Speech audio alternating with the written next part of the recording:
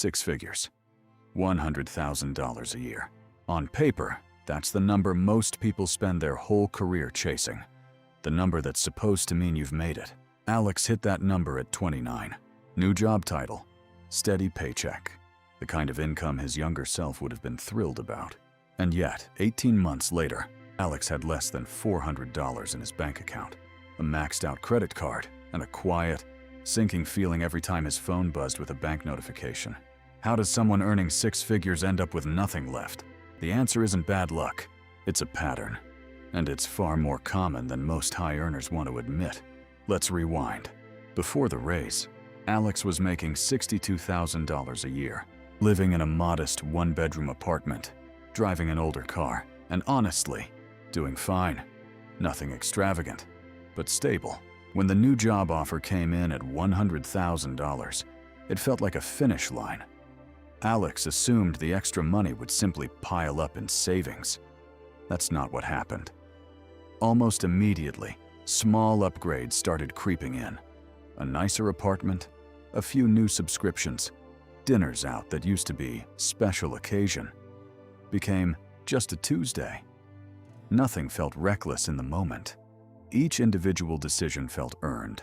This is a textbook case of what's called lifestyle inflation. Spending that rises to match, or even exceed, an increase in income. Alex moved into an apartment nearly double his old rent, reasoning that he could finally afford it now. A newer car followed a few months later, financed with a monthly payment that quietly ate a meaningful chunk of each paycheck. None of these felt like mistakes individually. They felt like rewards, like finally living the life the higher salary was supposed to buy. Here's the part Alex didn't calculate. The raise moved his income up by about 60%.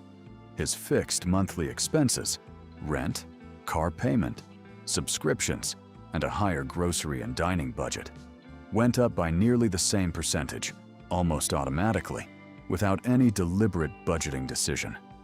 On paper, income went up dramatically.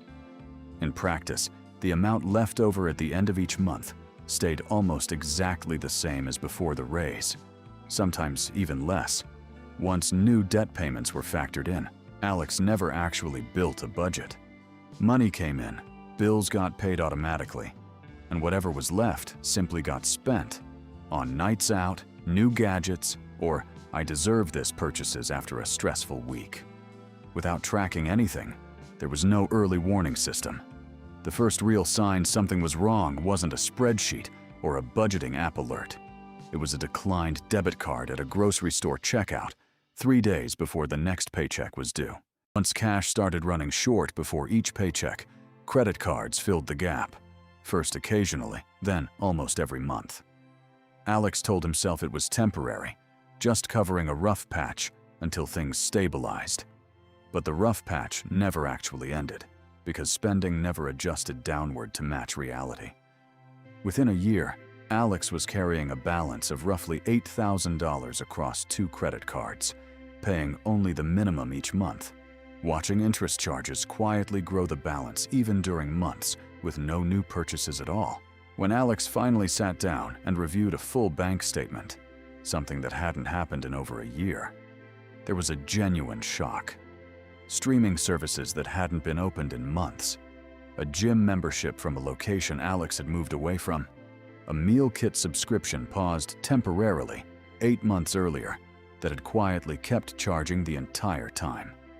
Individually, these were small amounts, $12 here, $30 there. Combined, they added up to over $150 a month, disappearing silently for over a year without ever being noticed. A less obvious factor was social comparison. Several of Alex's friends were also doing well financially, and without really admitting it, spending decisions were partly shaped by not wanting to feel behind. Matching vacation destinations, similar restaurants, comparable apartments. Nobody explicitly said, "I'm spending to keep up." But looking back, Alex recognized that a lot of purchases were less about genuine desire and more about maintaining a certain image among a social circle that was, unknowingly, doing the exact same thing to each other. With no savings cushion built up, every unexpected expense became a crisis rather than a manageable inconvenience.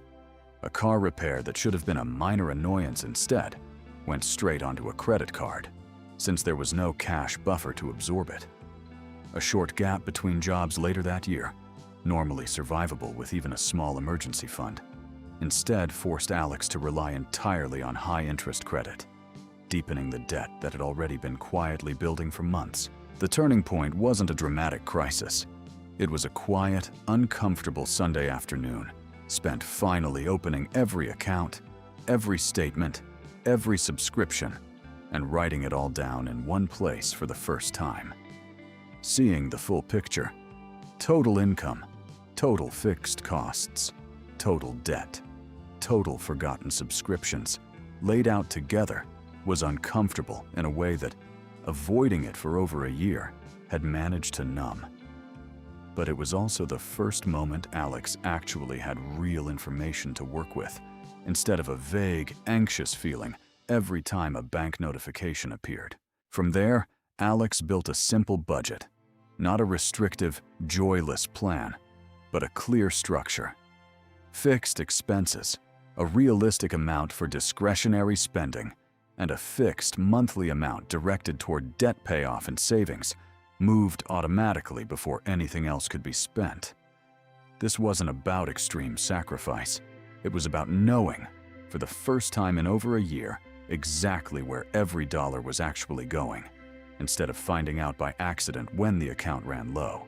Alex focused extra payments on the higher interest credit card first, while maintaining minimum payments on the other, following what's often called the avalanche method, targeting the most expensive debt first to reduce total interest paid over time. It wasn't fast. It took nearly 14 months to fully pay off both cards. But with a clear plan and visible progress each month, it finally felt like moving forward, instead of quietly falling further behind while still technically earning six figures. The biggest shift wasn't just financial. It was the disappearance of that constant background anxiety every time a bill came due or a card got swiped. Alex still earns roughly the same $100,000 salary. The apartment is a bit smaller than it once was. The car is older. But for the first time since the raise, there's actual savings building month over month, a small emergency fund in place, and no debt quietly growing in the background. The income never was the actual problem. The missing structure around it was.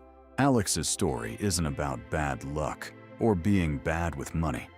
It's about how easily a higher income can quietly get absorbed by lifestyle inflation, forgotten subscriptions, no budget, and no safety net, without a single dramatic mistake ever happening. The income was never the missing piece. The missing piece was visibility, actually knowing where the money was going before the money decided that for him. If you make more this year, would you actually know where the extra money went? Let us know in the comments, and subscribe for more real financial breakdowns like this one.